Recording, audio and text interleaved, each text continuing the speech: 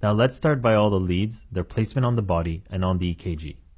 Standard EKGs consist of 12 leads, 6 limb leads, and 6 precordial leads. Each lead provides a different view of the electrical activity.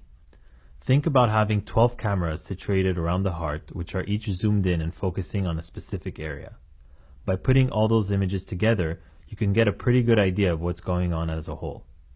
The limb lead recordings, situated in the first half of the EKG, are composed of vectors created by electrodes placed on the right arm, left arm, and the left leg. Leads 1, 2, and 3 are considered bipolar leads as they comprise a recording between two electrodes. Lead 1 is the vector between the right arm to the left arm, lead 2 is the vector between the right arm to the left leg, and lead 3 is the vector between the left arm to the left leg. These 3 limb leads may form a triangle called Einthoven's triangle. Then, to complete the limb leads, there are 3 augmented limb leads.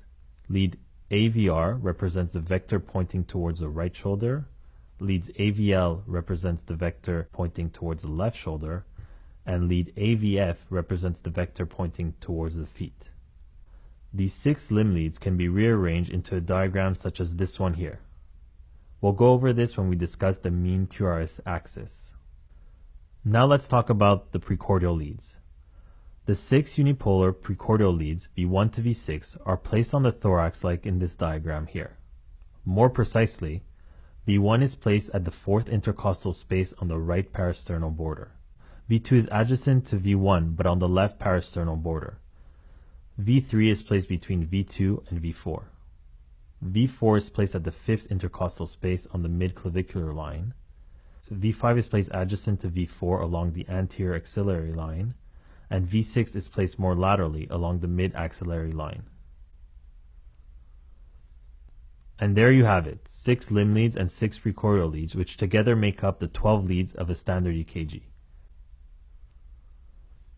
And finally, just a little word on calibration.